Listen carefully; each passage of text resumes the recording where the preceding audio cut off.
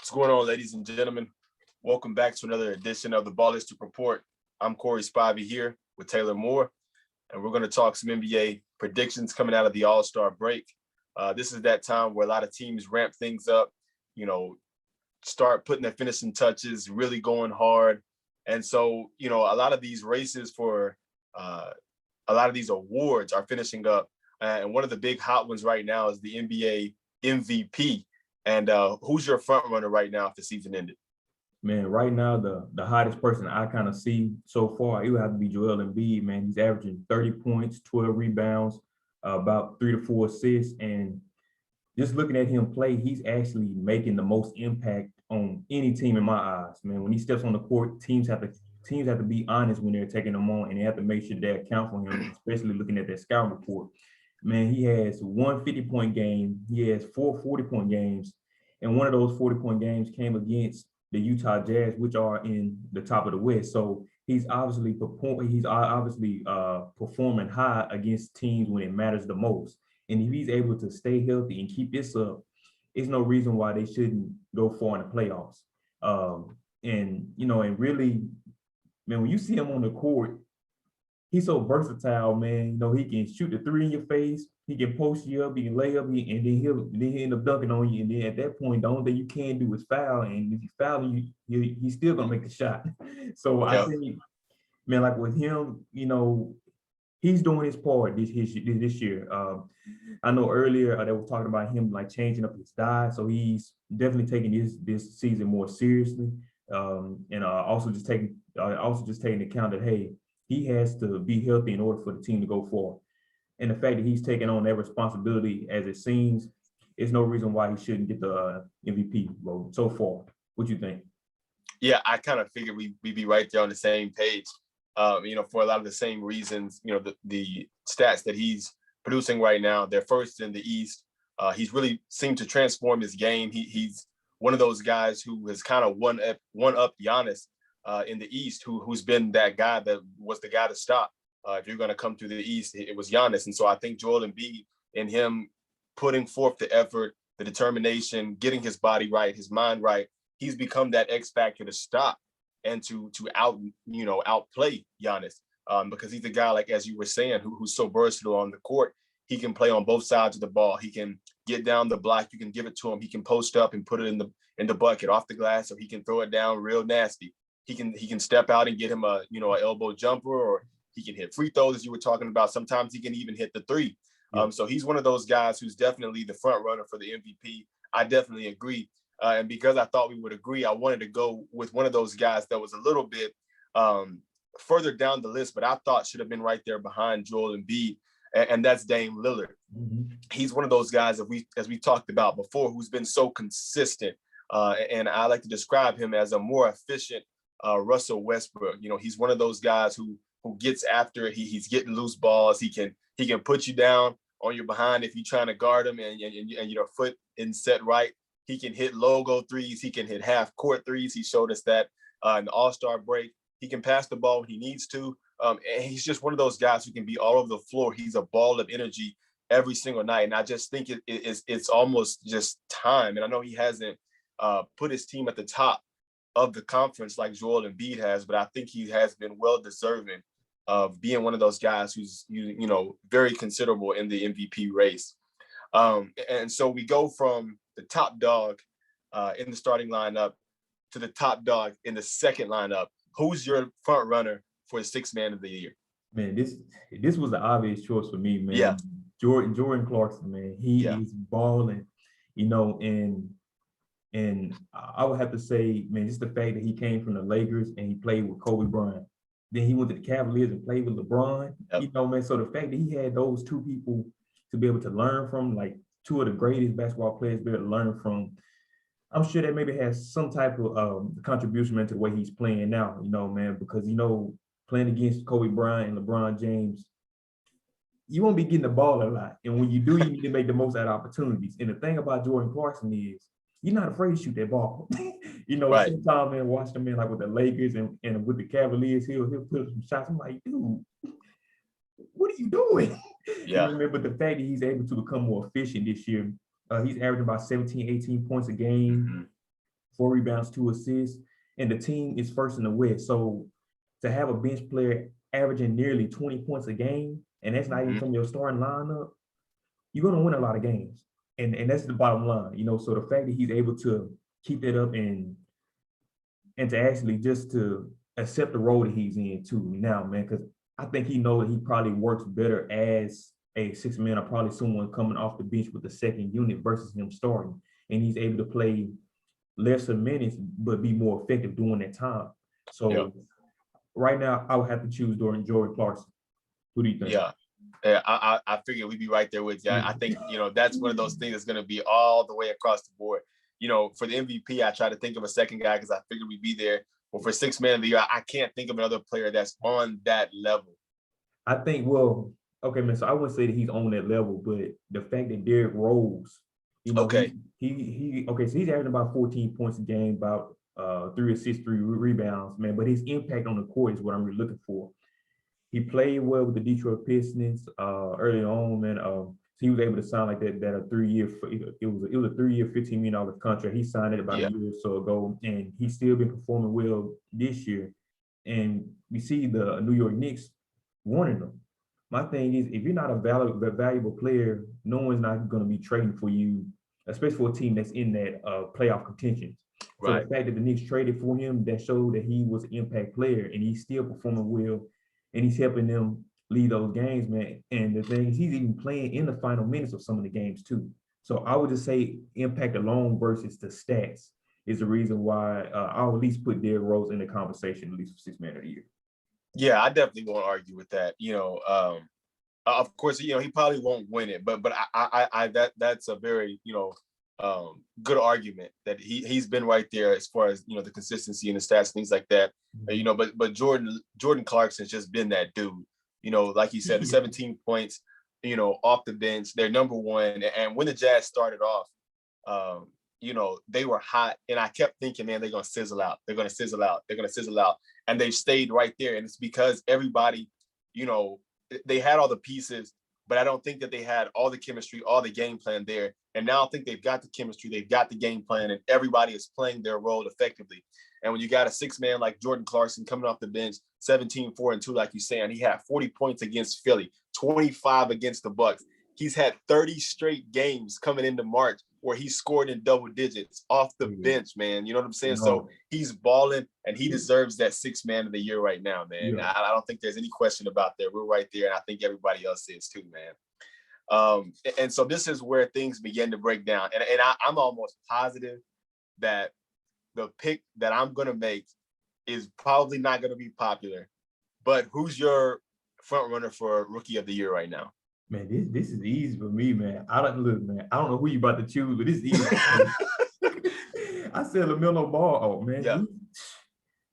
Man, so he started off, coming off the bench throughout the season, and then from there, Devontae Graham got hurt with Charlotte Hornets. So of course, they put in LaMelo Ball, and this man was on fire, man. And the thing is that even his teammates are saying that he looks like he's having fun on the court, and to have somebody on the court like that who's playing free and who wants to pass the ball around, and as tall as he is, he's able to do just about anything he wants to on the court. Mm-hmm. Man, this guy is out. He's playing out his mind for a rookie, at least, man. Because I know his first game that he played, man, he didn't do too well. He had 0 points, I think. In his debut game. And so the fact that he started out like that, everyone was like, well, you know what, he's a bust, this and that. But, hey, as soon as he got adjusted to the speed of the game or the system and he got into that starting role, he hasn't stopped yet. So as long as he just stay consistent for the second part of the season, it's no brainer for me, man. What do you think? Yeah, I think Melo's the hot pick, deservingly so. And I'm almost 99.9% sure, as like you said, if he can just stay where he's been, if he improves, if he's a runaway, I know he's probably going to be that pick. But the kid that I like is that Anthony Edwards kid, man. And I really do. Go back and look at, bro. He's been a high flyer since day one, since he came out of ATL, man. But and I know he doesn't have the exact same stats, but it's kind of just like LaMelo. For the first 17 games, they left this man on the bench. He was their number one pick. He was the number one overall pick. Yeah. And again, I know he doesn't have the stats, but he's an electric kid, bro. If you go back and look at some of his highlights, bro, you're gonna find tons of situations where this kid is fearless. If he gets the ball on a fast break, he's going to the rim with the same kind of conviction as Zion Williams. Okay. So I like his savvy. I like his quickness, his quick decision making. I like his swagger. Like I said, I know LaMelo's going to win, but when I watch this kid, he's also playing with some excitement and some fun. And I think that Melo's bench stint was much shorter than this kid's. He played 17 games on the bench, and since they've injected him into the starting lineup, which is where he should have been in the first place, he's made significant impact. His percentages shooting have gone up, his assists, everything. And I know that's going to go up because of the minutes, but the overall chemistry and flow of the game in Minnesota has gotten so much better. And a lot of people didn't know anything about him until he made the Toronto dunk. But if you go back and look at some of these plays that he's making, you might be able to find some more exciting dunks. He had one against the Jazz where he just obliterated the lane, man. So again, I know LaMelo's probably going to win it, but I wanted to think outside the box just for this one. Yeah. And I like the Anthony Edwards kid, man. I think one thing that's probably holding him back that I kind of hear is really just the fact that he's not that efficient on the court, man. But but other than that, man. So once he gets down, man, like his shooting percentage, man. Once he gets that a little bit better on the court, then man, he'll definitely be up there. I think in the future, man. But he definitely has a lot of potential. Yeah. And like I said, I like him, but I don't disagree that LaMelo's probably going to win that. But like I said, I like the kid, man, and he's a sleeper. And as we think about sleepers, who's your sleeper team for the year, man? I kind of struggle with this, but who's your sleeper team for the year? Man, it's a lot of teams, man, because looking at the standings right now, like it's not a large gap in between some of these teams. Yeah. But I would have to go with the Phoenix Suns. But this is the only if. It's a big if. They have to stay healthy, man. Devin Booker, he didn't play in the All-Star game because he was hurt.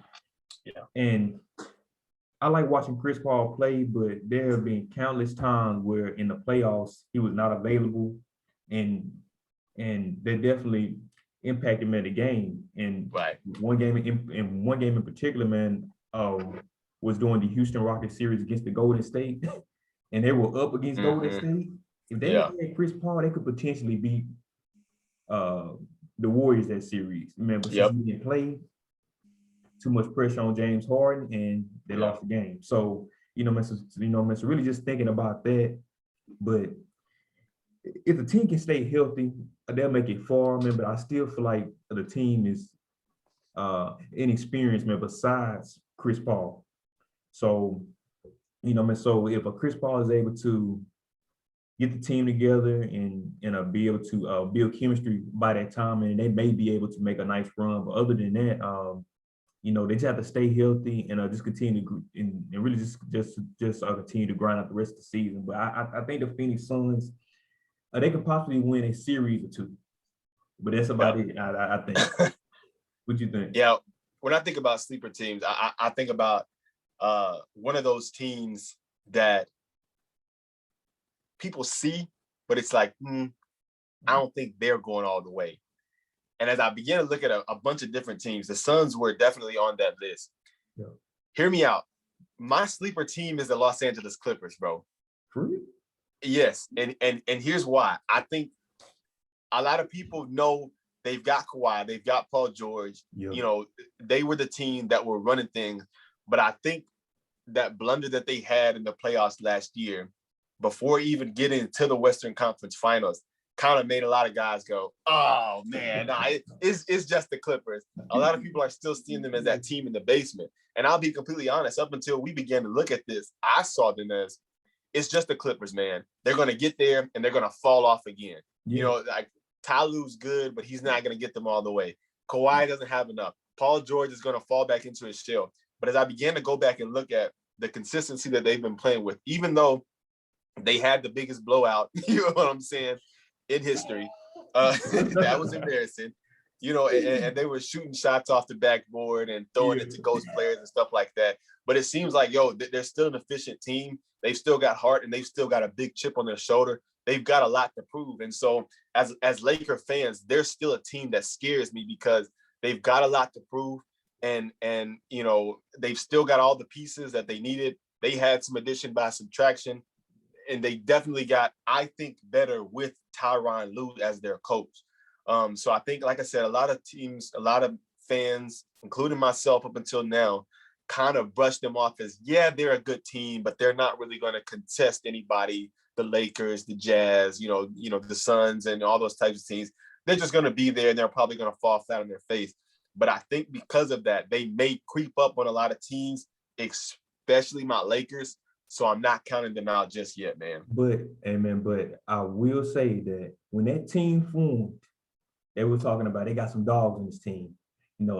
It's the best defensive team. Yeah. This season, man, they're like in the middle of the pack, man. I like with their defensive efficiency. So my thing is, if they can get in that top 10, then they may be in trouble, man, because that team originally, man, was supposed to be one of the best defensive teams. This year, they kind of off a little bit. We know Patrick Beverly, he been hurt a little bit. Kawhi Leonard and Paul George. Well, I know Paul George, he had surgery in the offseason, like on both of his shoulders. But other than that, I mean, if they can kick up their defense again like it was last year, leading up into the bubble, then you may be right on that pick. But just this, man, but I would say just this season alone, man, like that defensive rating has kind of dropped a little bit compared to last season. Yeah. I guess we'll just have to see how they kind of round things out coming out of the All-Star break, with health and beginning to gel on their way down the stretch. A lot of teams, a lot of reporters have still been using this. They're still trying to gel, man. It's been 2 years now. If it hasn't gelled yet, they need to get some different paint, man. It's not working. So, but they still are my sleeper team. I'm watching them, and I wouldn't be surprised if they give a lot of teams a run for their money down the stretch. Still talking about so many different things, but there were a lot of teams that kind of just came out of nowhere this year. We're up higher, we're down lower, but from the perspective of they were high or they were too low, who was your surprise team or who has been your surprise team out of the NBA this year? Man, I would have to say the New York Knicks, man. Bingo. They're in playoff contentions. They're fifth in the East, man. So if it were to end right now, they wouldn't have to worry about, man, doing like a play-in game. They're in. Yeah. So the fact they have a new coach who prides himself on bringing in defense, the team is really bought into the system. Julius Randle, man, thankfully, he was able to go to his first All-Star game. You have R.J. Barrett, he's coming along, and then of course we had talked about Derrick Rose being traded to the Knicks, and he fell right in, and he kept it rolling too. So the fact that the team is able just to buy into the system, and because honestly, I wasn't expecting them, man, to do this well this fast. I was expecting maybe like another year or two, maybe for them to at least be in playoff contention. But the team is young. They have a lot of good pieces to build around.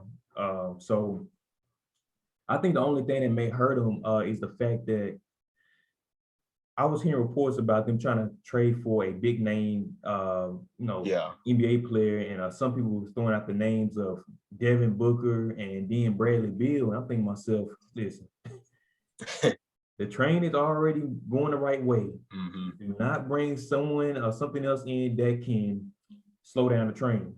So right now, I'm hoping that the management, they'll just stick it out with the Knicks, man, with this roster here, and don't make any major changes. At least. But other than that, man, if they play how they're playing now, man, they're going to be a tough first round matchup for anyone. Yeah, definitely. Again, a lot of these things are right there. Not really any debate. I'm right there with you. The Knicks are the surprise team. I started to say the Jazz, man, because I didn't expect them to get this hot this quick. Yeah.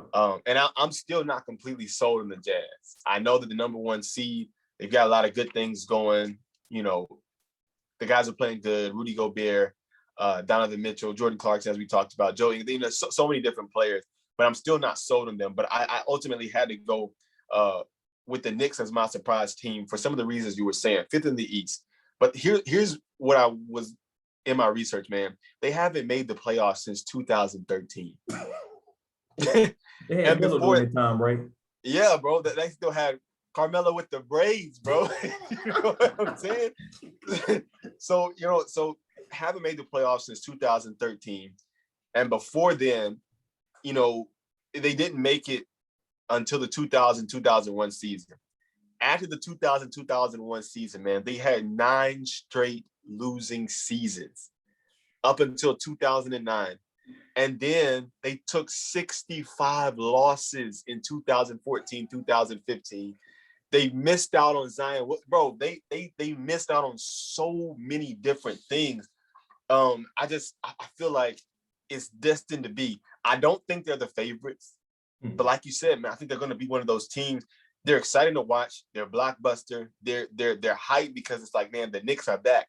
They haven't been the Knicks for years, man. So they're definitely the surprise team. They've got some good pieces. Derrick Rose is back there. Julius Randle, as you talked about. R.J. Barrett. These guys are young guys. Other than Derrick Rose. But we know what he can still do. We know this team can still bring it together. They've got a lot of heart. They got a lot to play for. They're playing for their pride now. So they're going to be a dangerous team. The only issue I have with them is I see a potential AFC situation going on in the East. If you look at a lot of those teams are right there in the 18, 19, 17, which means a couple of bad games, someone gets hurt, they can fall back into the old Knicks, and they can lose this year, man. And I hope that doesn't happen. I think they'll stay the course. They don't need to pick up anybody, like you said. But they're definitely a surprise team. And I think they shocked a lot of people. Not only to just be an 8th seed, but they're 5th, man. And they've stayed pretty much right there. And as we begin to wrap this thing up, as we begin to be on the downward stretch, the most important question, betting odds, water cooler talk and everything, who are your picks for the NBA Finals this year?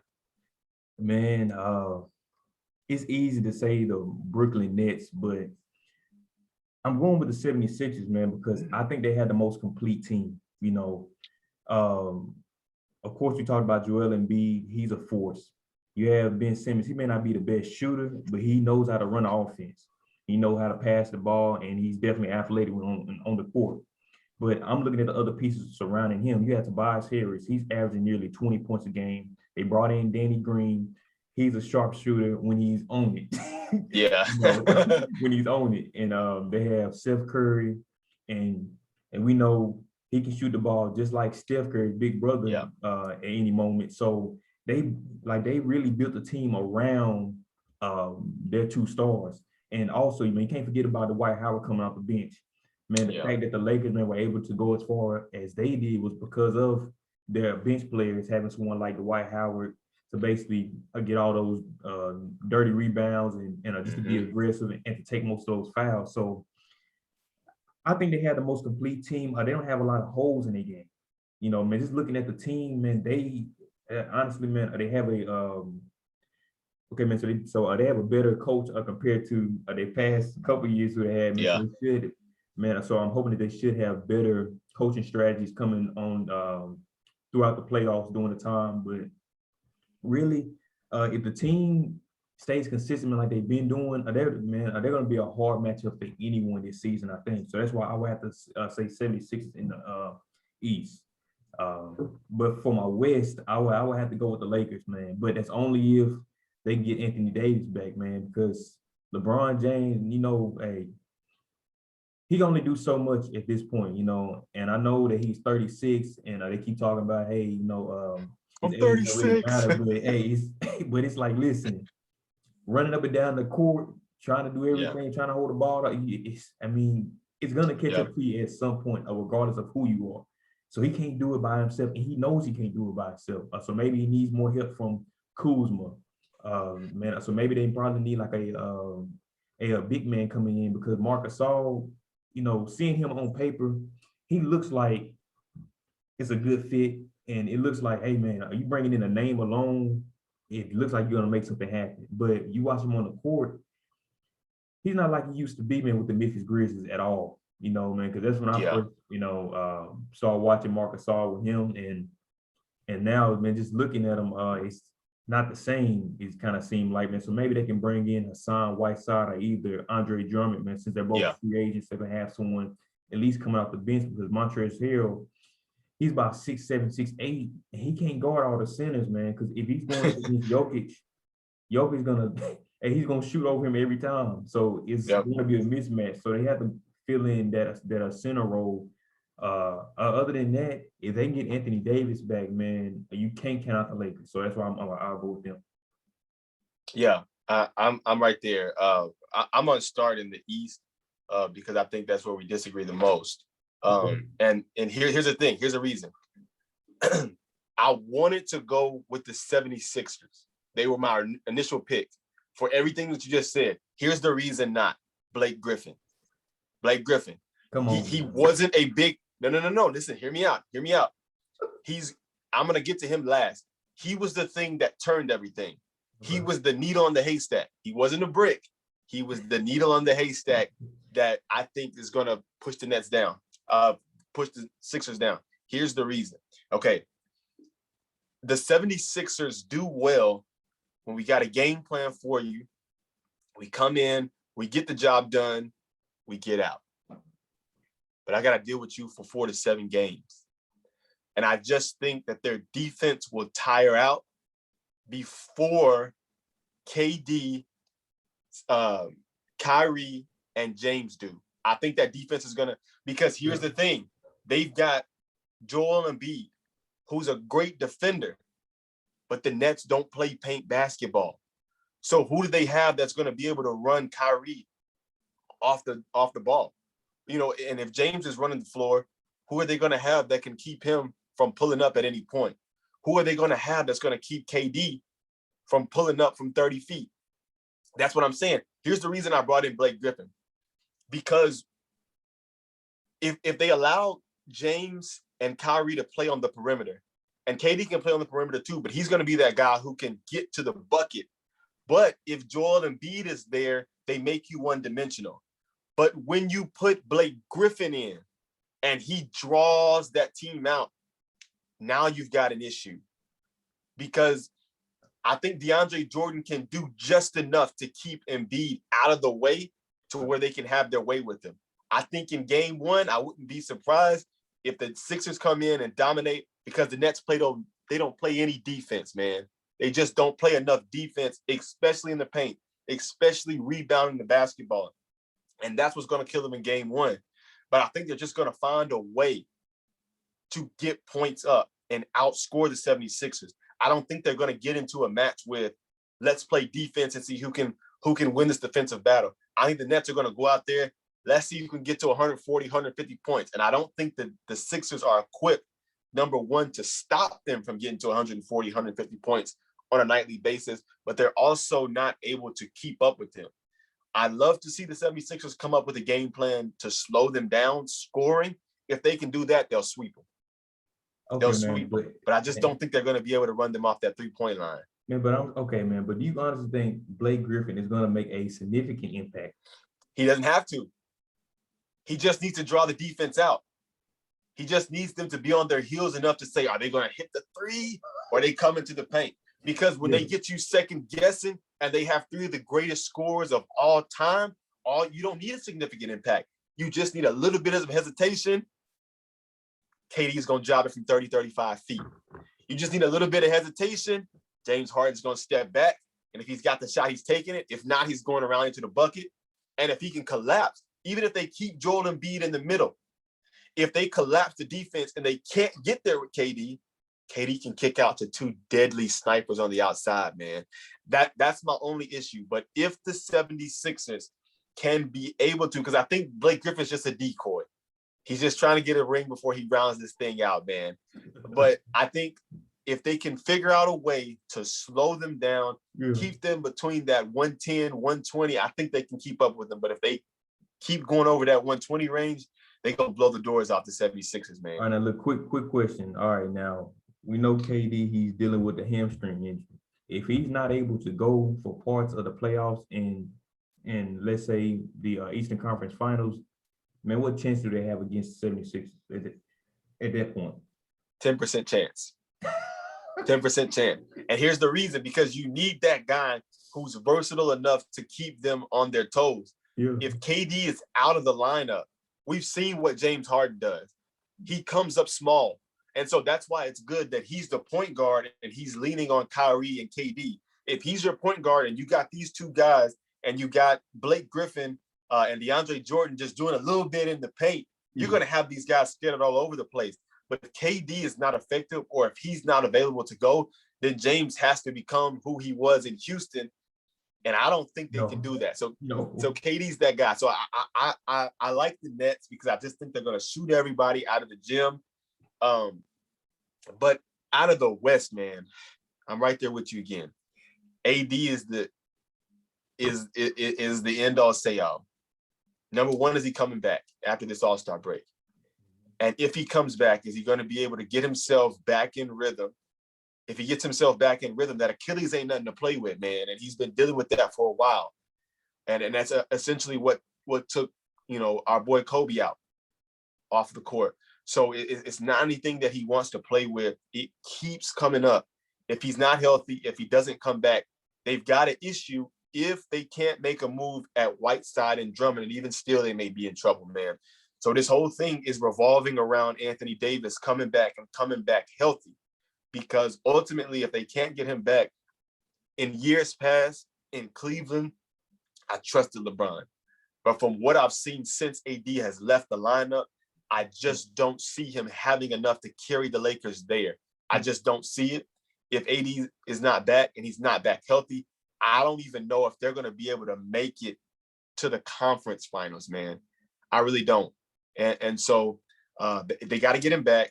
They got to get him back healthy. They've also got to make a move at Whiteside or Drummond, because Marc Gasol, man, he's not getting it. He's just not getting it.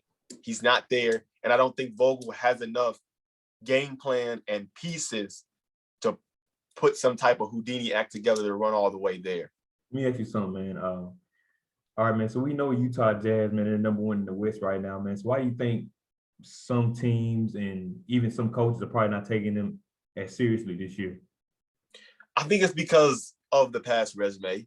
Mm-hmm. They've got the guys there, but it seems that in years past, they've been a hot team in the regular season.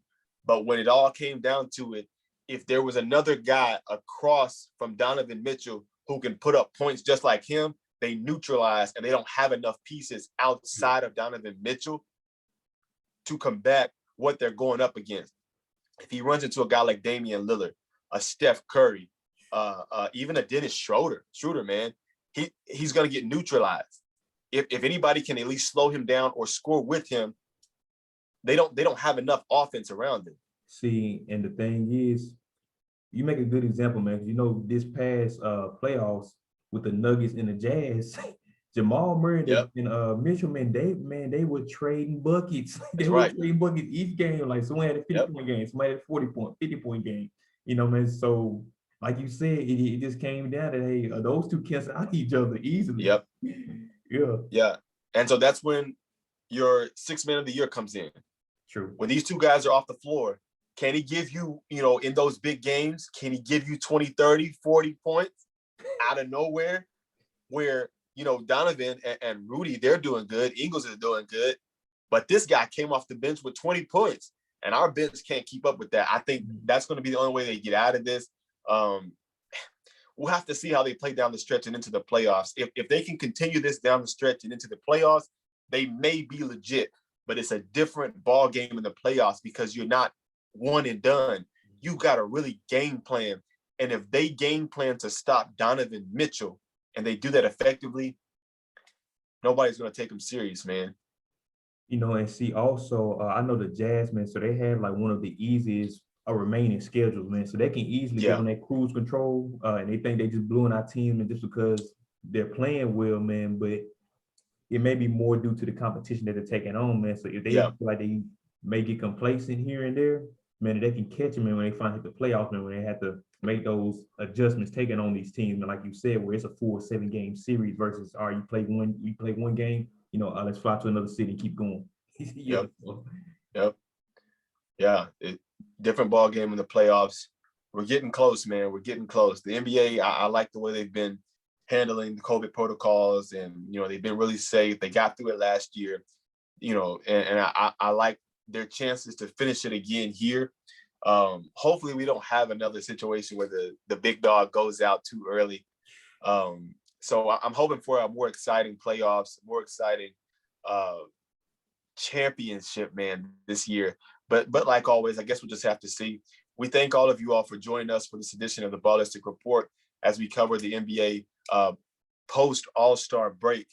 Stick with us throughout the remainder of NFL and NBA season. We always appreciate your support. Share and like. Follow us on Instagram at the Ballistic Report. Thank you.